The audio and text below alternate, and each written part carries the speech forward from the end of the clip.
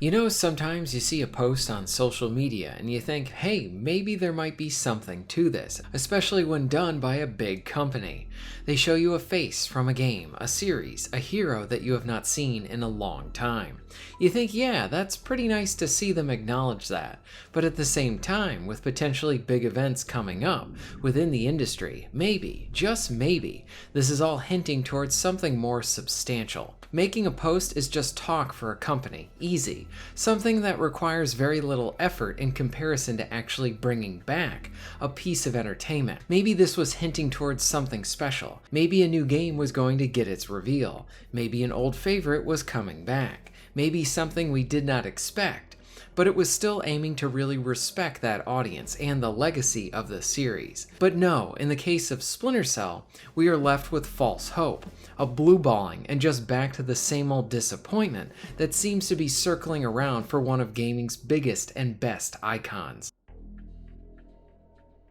So what am I even talking about? Well, last week, the main Ubisoft account made a post relating to Splinter Cell. It was simple, and better yet, they used the face of Sam from Pandora Tomorrow.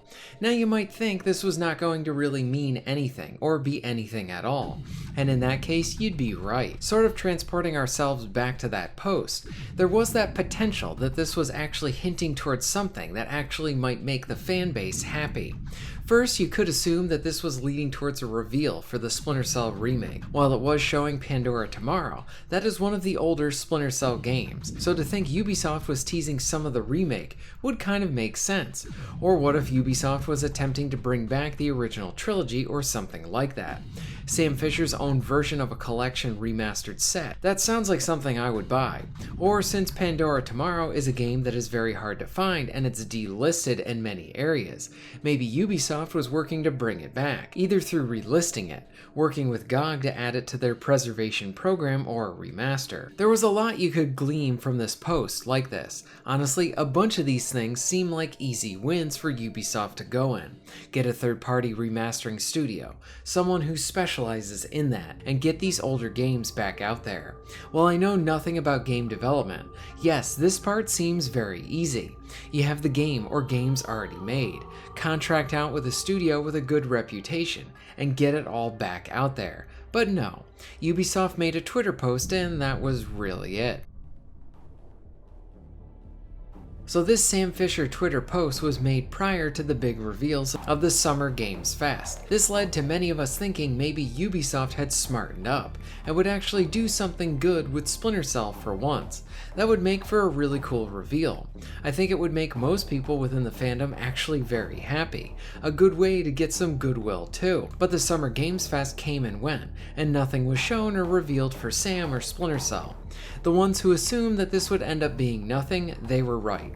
But I think there was probably a part of each of us, whether it be rather big or small. We just hoped maybe we could see Sam back in action, whether in a new game, a remake, or a remaster. This Twitter post shows Ubisoft, especially in relation to Splinter Cell, has just completely mismanaged the use of this icon and great series. I would go as far as to say that there have been no bad entries within it. Sure, there are preferred ones, and honestly, I love each one of the mainline games. But what I just don't get is that after Blacklist came out, it felt like Sam was completely dropped, like Ubisoft didn't want anything to do with it. For the most part, there were steady entries for many years, and then it just went silent. Sadly, it seems like the same thing is happening to Ghost Recon too. You gotta remember your history, Ubisoft, and do better going forward. I look at all of this, and while I love the Splinter Cell games, there are times where I feel like there is just very little hope, like we're ever going to see this great series sort of standing tall with new games, or even old favorites back in action. And honestly, that is a real shame. On the other hand, we still have those older games, and while some might be a bit harder to get up and running, and all of that, you can get them running, and if you have them on PC, you can get them running to the point where they kind of feel like your own makeshift remasters, especially if your history was playing them first on consoles. So in that sense, yes, you cannot take that away from us. We will always have the adventures that Sam has gone on, and where it ended with Blacklist wasn't really a bad place to leave it, if you're never going to see Sam anymore.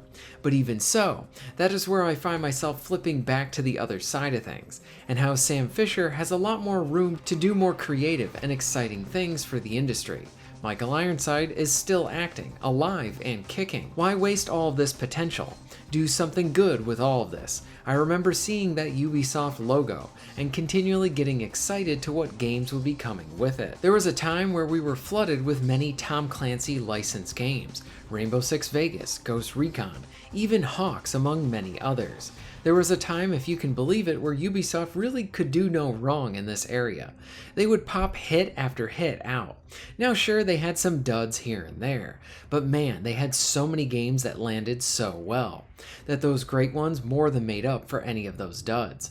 Now I look at Ubisoft, and even though I still enjoy some of their games today, that name does not mean the same it once was. Even as someone who adores the First Division, Ubisoft is not even the same studio that once made that game, and the Division is relatively not that old. I'd love to see a redemption arc for this brand, for the games that they have under them, getting back to the basics, delivering on stuff that they used to know how to do, and do it well. I know they are capable. I say this because even looking at their history, when they had a dud before, in many cases they knew how to turn it around. Ghost Recon Breakpoint was a pretty good one at that. After those improvement patches, it turned into a much better game. But now Ubisoft needs to do that for their entire company. They need to make better choices and really have the audience and those players in mind. Think before you post something like you did with Sam Fisher. Do something with your rich legacy. Do not let these older great properties die and remain in the shadows. Us older fans want to have easier access to them, and we want to share them with the younger generations. Your history means a lot to us. Will we see Splinter Cell again? Will we see Sam again? Will we see Ironside voicing the icon again, and even having Sam lead his own game? I don't know. I hope we do. The franchise deserves it, and so do the fans. What are your thoughts on all of this? Were you hoping to see a Splinter Cell reveal based on that tweet? Were you also disappointed like many of us from the blue balling? What game should Ubisoft bring back in addition to Splinter Cell? Let me know all of this in the comments down below. If you're interested in supporting the channel, please check out my Patreon page. For just $1 a month, you can help to keep this channel going strong, and this allows me to be able to do more for my awesome audience. Please check out the links in the description and pinned comment for ways to support the channel. And most of all, thank you very much for watching.